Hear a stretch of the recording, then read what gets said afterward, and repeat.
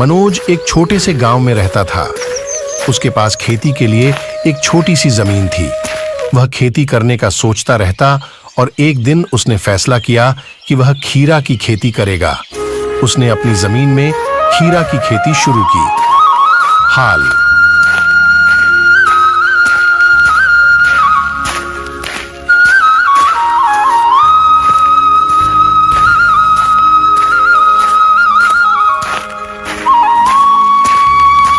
मनोज जीच गांव में रहती थी। ऊंची गांव में एक आमिर मुखिया थी। वो आमिर मुखिया इस बात पे डरता है कि उसकी गांव में उससे ज्यादा कोई आमिर ना बन पाए। मुखिया की नजरों में अगर कोई आमिर बनना देखती है तो मुखिया की चेले चपाटे जाके उस आदमी को पिट देते हैं। सुनो रामू, गांव में नजर बनाई रखना। अगर कोई आमिर बननी लागे तो ऊंचे इस गांव से बाहर निकल दो। और एक बात सुनो रामू, गांव में ऐलान कर दो कोई किसान खेती वगैरह करेगा। उस किसान जितना मुनाफा कमाएगा उसमें से आधा हिस्सा मुखिया को देना पड़ेगा। ठीक है मुखिया जी, आप जो बोलेंगे हम वो ही करेंगे। हम अभी गांव में जाकर ऐलान कर देते हैं। सुनो सुनो सुनो गांव बच्चियों, इस गांव की मुखिया ने एक संदेश दिया है। जो आदमी खेती वगैरह करके जितना कमाइएगा आधा हिस्सा मुखिया की देना होगा। हम तुम्हारी बात क्यों सुने? हमारी मेहनत मुखिया को क्यों दे? हम नहीं देंगे। तुम्हें जो करना है करो। गांव की आदमी की बात सुनकर मुखिया की चेले चपाटे को गुस्सा आया और उस आदमी को जाके पिटने लगा। आज गांव में ऐलान किया गया है, जो भी किसान खेती करके मुनाफा कमाएगा आधा हिस्सा मुखिया को देना पड़ेगा। पूरी गांव मुखिया से परेशान है। हम कर भी क्या सकते हैं? मुखिया जी के खिलाफ देना तो पड़ेगा। हम खीरा बेच के जितना कमाएंगे आधा हिस्सा मुखिया को दे देंगे। मैं खेत का काम खत्म करके आया, बहुत भूख लगी है। घर में अगर कुछ खाने के लिए है तो दो मुझे खाना खाने के बाद, और भी बहुत सारे काम करना है।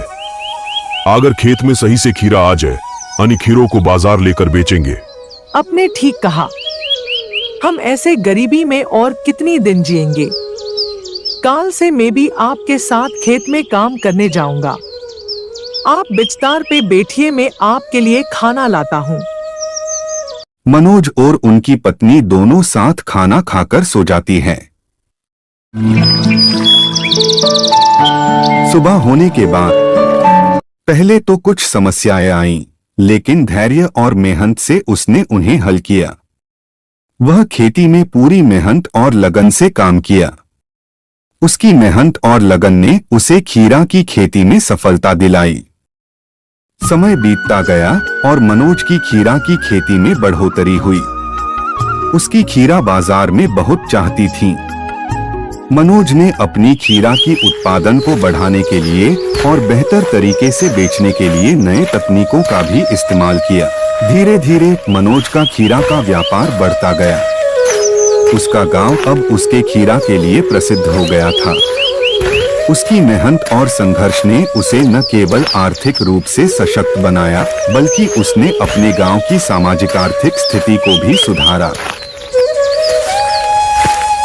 सुनो रामू, सुना है मनोज ने खीरा बेचकर बेहद पैसा कमाया है। उसके पच जकर आधा हिस्सा लेकर आ। अगर माना करे तो पिटना उसको।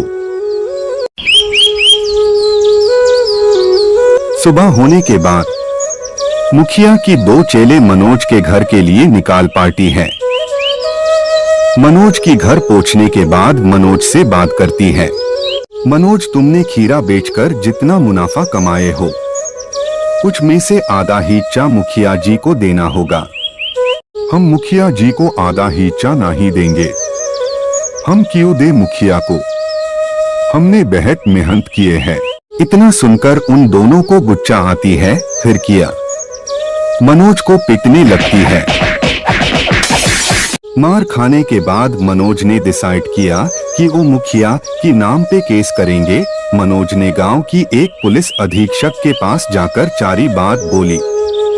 अगले दिन पुलिस गांव में आकर मुखिया को और उनकी दो चेले चपाटे को भी पाकर लेते हैं और इससे पूरे गांव की लोग खुश हो जाती है। इसी तरह मनोज ने अपने सपनों को हकीकत में बदल दिया और खीरा की खेती से अपने परिवार का पालन पोषण किया।